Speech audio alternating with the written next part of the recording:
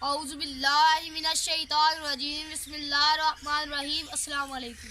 मैं उम्मीद करना तुम सारे ठीक ठाक हो गए। अज की वीडियो शुरू करने मैं उम्मीद करना तुम पसंद आएगी। जिन्ना मेरे भैन भरावां ने अजे तक मेरे चैनल को सबसक्राइब नहीं किया प्लीज़ जल्दी तो जल्दी मेरे चैनल को सबसक्राइब कर। दोस्तों अज की वीडियो कुछ इस तरह की है कि कनका राह्न का टाइम आ गया। मामू जान ने सानू घरों भेजा कि डेरे खाद है पई ते खाद लैके आओ कनक बीजनी है। तो फुफो जान घर अपील करती पी है उत्थे भी खलारना है पैली दे विच। ते दोस्तों मुंजिया दी असीं वीडियो बनानी ही ते बहुत कम ही ते मैं वीडियो नहीं बना पा सकिया। ते दोस्तों हुण असीं खाद लैन जंदे आं ते दोस्तों मामू जान ने कमरे दे विच खाद रखी दी। खाद लद लियांदी है 50 किलो की भरती है तो बड़ा वजन है दोस्तों मेरे को बुलाया नहीं जा सकता। तो दोस्तों तुहानू जिथे खाद खिलानी उत्थे जाके मिलांगे।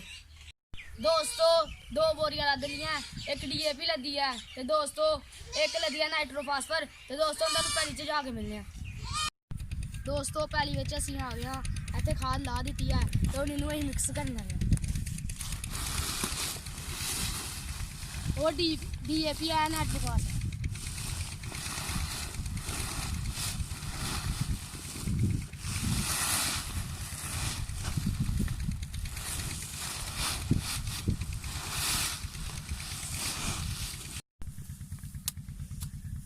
दोस्तों मामू जान ने तो मेरी कज़न ने खाद खिलारनी है किले दे विच असीं 2 बोरियां खिला रहे हैं तो मैं फिर खाद लैन चला।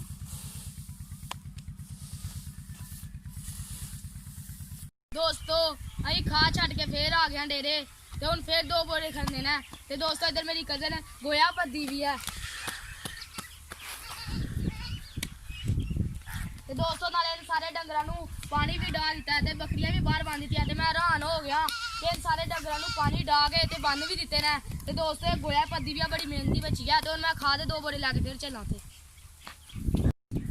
2 बोरे खाद फिर लद लिया तो हुण पैली च लैके जाना तो उत्थे जाके तुहानू मिलने। दोस्तों खाद लैके पैली च मैं फिर आ गया तो मामू जान होर इधर खाद खलारदे पे मेरी कज़न खाद देन जा रही है।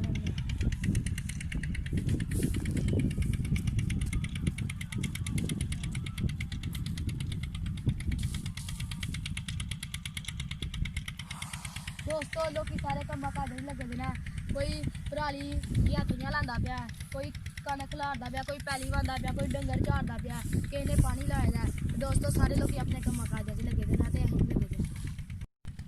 दोस्तों एक पैली साडी उधर ही एक इधर है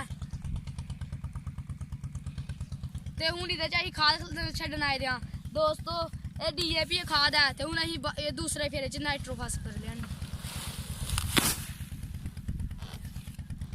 दोस्तों हूँ ही दूसरा तोड़ा लैके आ गए हैं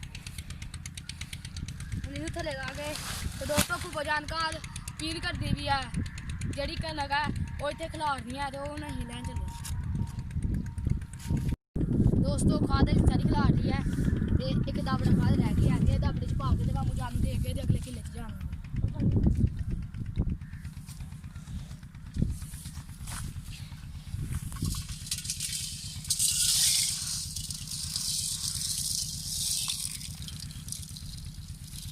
दोस्तों इस खत्ते च असीं आ गए ये टल्ला विछा लिया तो हुण इहदे च असीं खाद लूर लगे।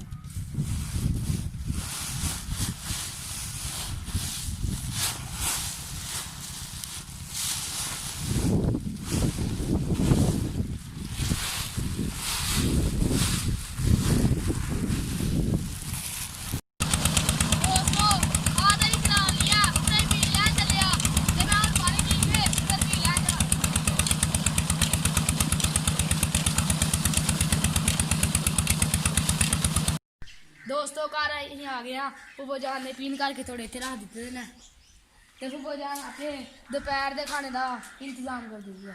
गोंगलू ने ते पालक है ते धनिया ते नाल रोटियां पकानी जी असीं लद लिया हुण तुहानू खेतर जाके मिलने। दोस्तों एक तोड़ा असीं पिछे छड्ड दित्ता जेह्ड़ा जित्थे पिछे खाद खलारी ही ते एक तोड़ा इत्थे खाद खलारी है जित्थे ते उस जगह ते आ गया एक तोड़ा इत्थे सुट्टना है। दोस्तों मामू जान खाद खिलारदे पे थोड़ी जी खाद रह गया फिर भी खिलार।